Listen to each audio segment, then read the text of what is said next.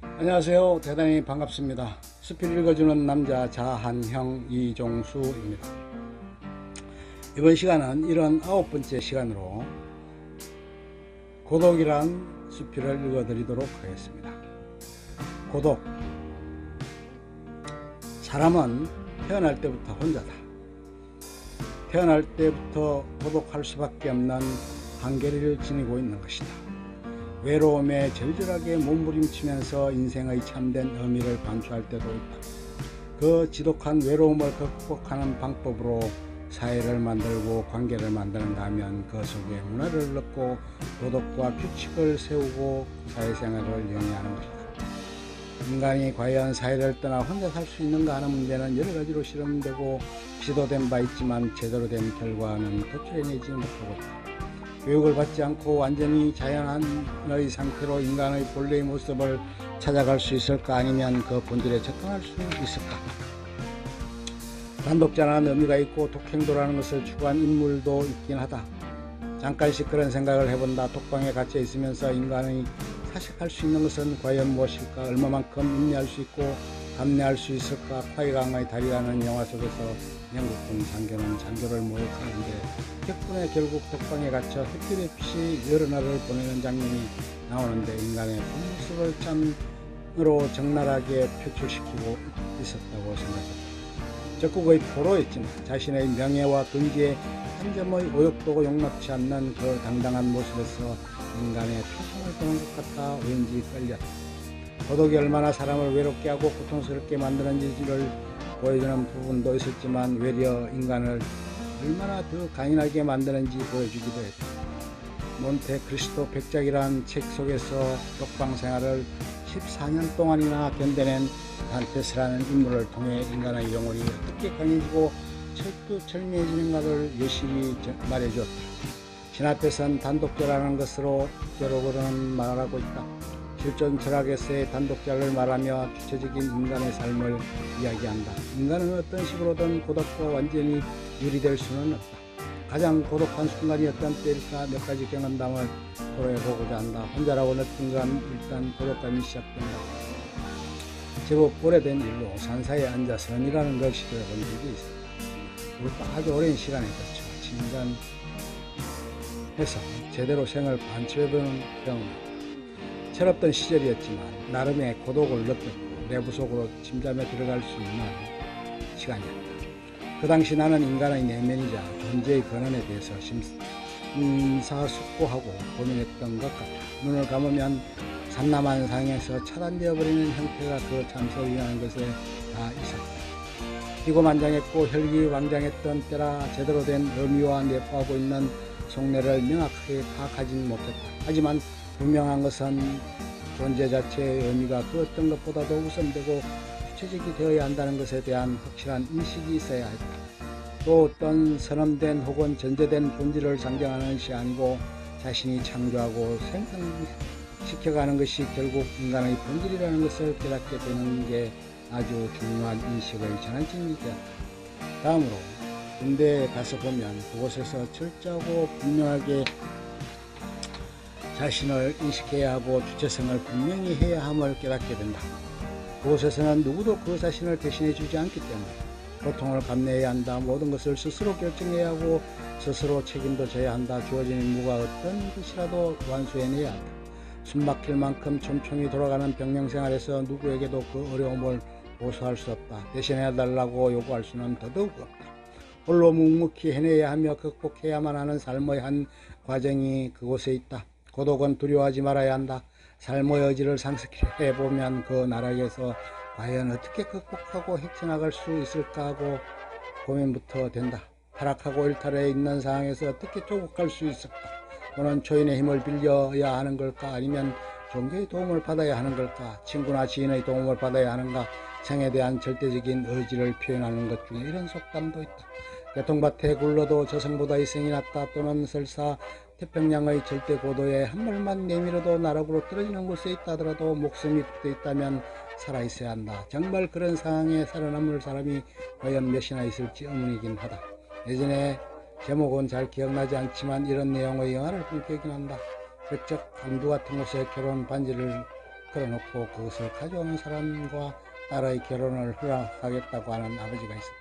용기 있는 자가 민을 얻는다고 했던가. 이 또한 존재의 분명한 가치를 꺾을 수밖에 없는 절제절명의 순간에도 삶은 가치가 있다는 것을 유심히 말해주는 부분이 아닐까 싶다.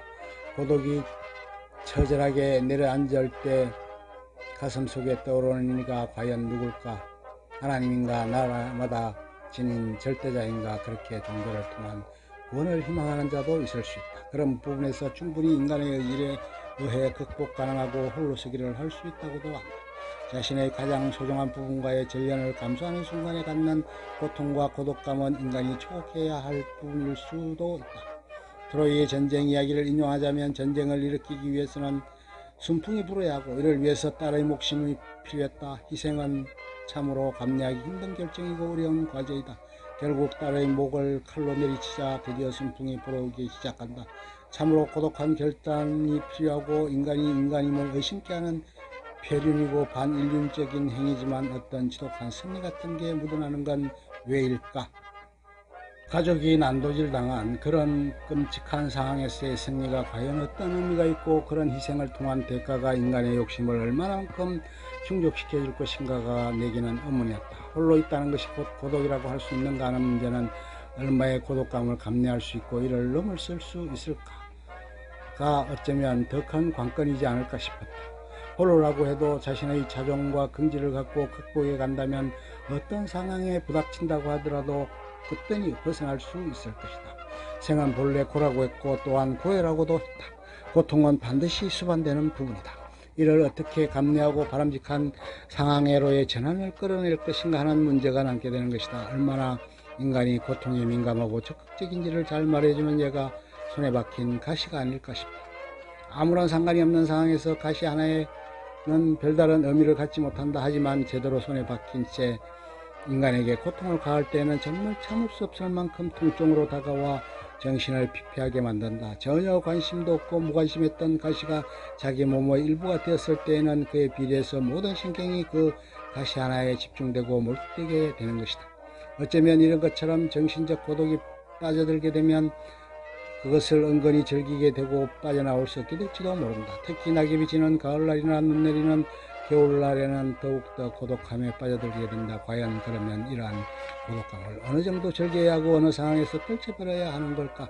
인간은 아무리 많은 친구와 지인을 갖고 있다 해도 결정적인 순간이 언제나 고독해지고 홀로 남을 수밖에 없다. 고독을 잘 다스리고 이겨내는 사람만이 제대로 된 삶을 영위할 수 있고 바람직한 인간으로 접근이 가능할 것으로 보인다.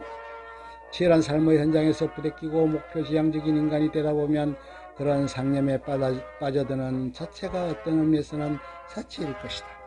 삶에서 고통은 현재의 고통, 과거의 고통, 미래의 고통이 있다고 하자. 여기에서 과거의 고통은 병으로 나타나게 되고 현재의 고통은 분쟁에서 현실화되고 미래의 고통은 절제자를 통해서 해결될 수 있다고 한다. 과거의 고통을 해결해주는 이는 의사이고 현재의 고통을 이기도록 해주는 자는 변호사라고 한다. 그 다음은 미래의 고통을 잠재워주는 자는 성직자라고 한다. 이들은 사회적으로 대단히 존경을 받는 사람들이다. 과거, 현재와 미래의 고통을 다 고독과 면면이 서로 이어주고 있으며 관계를 주고받으며 소통하고 있는 것 같다. 고독은 마음에 관한 것이고 정신적인 부분에 속한다. 마음고생이라고 표현되는 말도 있듯이 이 말의 뿌리가 고독이 아닐까 한다. 고독한 사람은 생의 의미를 충분히 생각해 보았을 것이고 인간의 존재를 깊이 파악하려 했을 것이다.